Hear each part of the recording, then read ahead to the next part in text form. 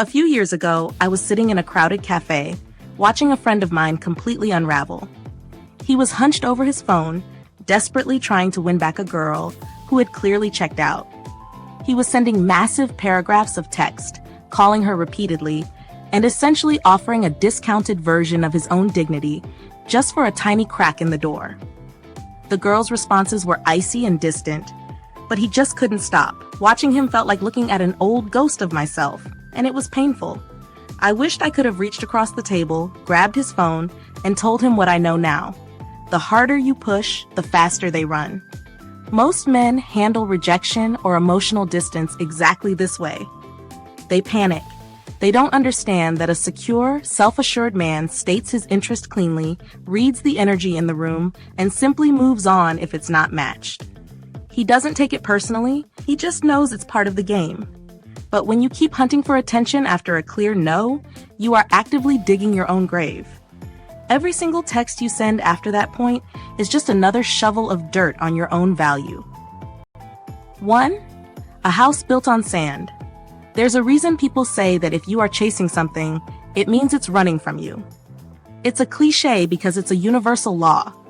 Let's say you actually manage to wear a woman down through sheer persistence, and she finally agrees to go out with you. You might think you won, but the framework of that relationship is poisoned from day one for two massive reasons. The charity mindset. She isn't sitting across from you because she genuinely burns to be there. She's there because you pushed her into a corner. She will view her presence as a favor she is doing for you. The moment a woman feels like she's a charity case in your life, the clock is already ticking. There is no spark, and it is only a matter of time before the whole thing comes crashing down. The power imbalance. By doing all the chasing, you hand her the upper hand before the first drink is even poured. Constant chasing reeks of desperation, and desperation is the most repulsive cologne a man can wear. It signals to her subconscious that you need her infinitely more than she needs you, placing you in a position of total weakness right from the starting line. Number 2, where does your tank get its fuel? Over the years, I've realized a hard truth. Men who constantly chase lukewarm women don't actually have a woman problem. They have a self-esteem problem. They try to use a woman's attention and validation as a cheap fuel source because their own internal tank is completely empty.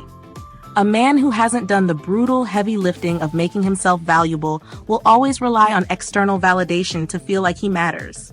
Don't be that guy.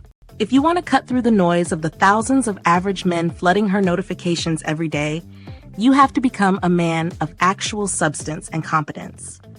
Ask yourself the single hardest question a man can face. If I were a woman, would I be genuinely attracted to the man looking back at me in the mirror right now? If the honest answer is no, put the phone down and start building. Accept your flaws, patch the holes in your armor, and raise your own baseline. 3. Let the silence do the heavy lifting. Communicating your worth isn't about bragging, showing off, or trying to convince her how great you are. It's about letting your lifestyle, your boundaries, and your actions speak for you. Real women will tell you this straight up. They do not value attention that is handed to them on a silver platter for zero effort.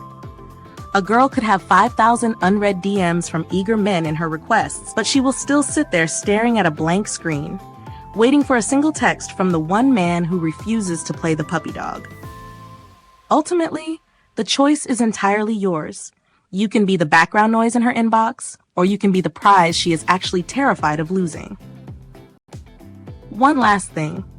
Most people spend years trying to change their results without ever changing the way their mind works. But everything starts in the brain. Your confidence, your discipline, your focus, and even the way people respond to your energy. Recently, I came across something called Tesla's 7-second brain trick, and it offers a fascinating perspective on unlocking more of your mental potential. If you're curious, I've put the link in the description below. Take a look.